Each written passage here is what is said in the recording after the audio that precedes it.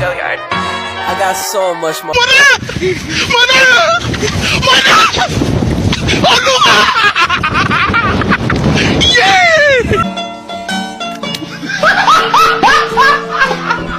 Are you ready, kids? Aye, aye, Captain! I can't hear you. Aye, aye, Captain! Oh! Fucking design on right now. Break it down, bring it back, make it clap. I got 3 old thoughts, new block, where that damn bitches on my line. Pertama, kita harus tahu bagaimana sejarah ASEAN. ASEAN atau singkatan dari Association of Southeast Asian Nations adalah organisasi geopolitik dan kerjasama ekonomi dari negara-negara di kawasan Asia Tenggara yang didirikan di Bangkok, yaitu ibu kota Thailand, pada tanggal 8 Agustus 1967 berdasarkan deklarasi perbara oleh Indonesia, Malaysia, Filipina, Singapura, dan Thailand. Nah, berikut juga di sini ada foto-foto para pendiri ASEAN oleh kelima negara.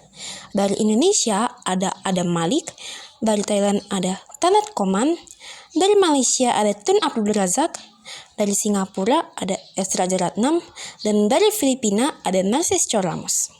Nah, selain kelima negara anggota ASEAN tadi, ada juga negara-negara anggota lainnya dari itu Kamboja, Brunei Darussalam, Laos, Myanmar, Vietnam, dan anggota baru yaitu Timor Leste.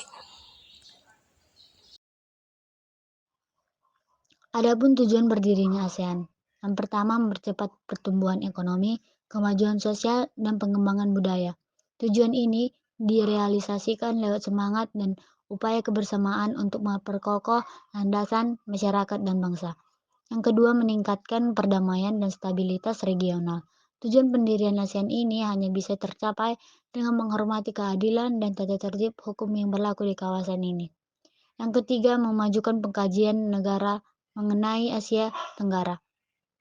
ASEAN dibentuk untuk memajukan pengkajian atau pembelajaran terkait Asia Tenggara.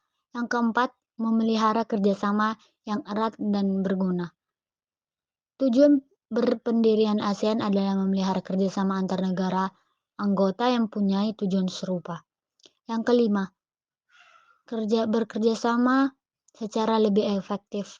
Berkaitan dengan bidang ekonomi, ASEAN didirikan untuk meningkatkan pemanfaatan pertanian dan industri. Dan yang selanjutnya, yang keenam, saling memberi bantuan. Tujuan berdirinya ASEAN adalah saling memberi bantuan, baik dalam bentuk sarana pelatihan hingga penelitian di berbagai bidang. Bentuk kerjasama negara-negara ASEAN. Yang pertama dalam bidang budaya, meningkatkan keikutsertaan industri kreatif untuk membangun ekonomi dan memajukan inovasi di ASEAN, memajukan hak berbudaya yang inklusif di wilayah masyarakat ASEAN, menjadikan ASEAN proaktif secara global dalam memberikan peran budayanya. Yang kedua dalam bidang sosial, melindungi hak-hak dan keadilan sosial penduduk ASEAN, penanggulangan bencana di negara anggota ASEAN, dan meningkatkan kesejahteraan sosial anggota ASEAN.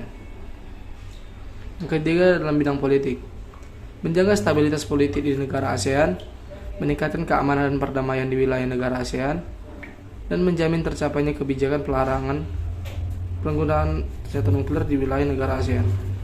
Yang keempat dalam bidang iptek, meningkatkan kualitas sumber daya manusia untuk memiliki daya saing, meningkatkan jumlah tenaga ahli ASEAN sesuai kemampuan di bidangnya, dan membentuk pusat penelitian yaitu ASEAN Coast. Dan yang terakhir dalam bidang ekonomi, meningkatkan peluang perdagangan bebas di wilayah negara ASEAN, melakukan kerjasama proyek industri, dan meningkatkan pemenuhan cadangan pangan. Info terbaru mengenai ASEAN yaitu ada isu prioritas Indonesia menjadi ketua ASEAN tahun 2023. Nah tentu jika Indonesia menjadi ketua ASEAN tahun 2023, mereka pasti mempersiapkan segala sesuatu dengan matang. Yang pertama itu berarti persiapan keketuaan Indonesia menjadi ketua ASEAN tahun 2023. Yang pertama itu ada memanfaatkan mekanisme pertemuan pada Sekretariat Nasional atau Seknas di ASEAN di Indonesia. Yang kedua, menyelenggarakan rapat koordinasi dengan 36 kementerian dan perwakilan Indonesia di ASEAN. Yang ketiga, menetapkan panduan dan acuan bagi kementerian atau lembaga terkait untuk persiapan keketuaan. Nah, yang selanjutnya ada gagasan prioritas Indonesia menjadi ketua ASEAN tahun 2023. Yang pertama, penguatan ketahanan pangan yang mencakup produksi, fasilitas, dan pembiayaan. Yang kedua, kemudahan akses terhadap energi dan pemanfaatan sumber energi terbarukan. Yang ketiga, perluasan penggunaan mata uang lokal dalam integrasi keuangan berbasis digital. Yang keempat, penetapan negosiasi ASEAN Digital Economy Framework Agreement atau DEFA. Yang kelima, Blue Economy sebagai penggerak ekonomi. Nah, fokus Indonesia dalam menjadi ketua ASEAN tahun 2023 itu terbagi menjadi 3. Yang pertama, pertumbuhan konektivitas regional dan keunggulan baru. Yang kedua, transformasi ekonomi digital yang inklusif dan partisipasif untuk mengurangi kesenjangan.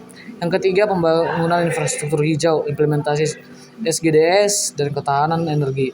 Nah, target Indonesia menjadi ketua ASEAN 2023 itu ada 2. Yang pertama, ASEAN lebih terintegrasi tahun 2025. Yang kedua, ASEAN memiliki peran penting di kancah global, khususnya di kancah Indo-Pasifik.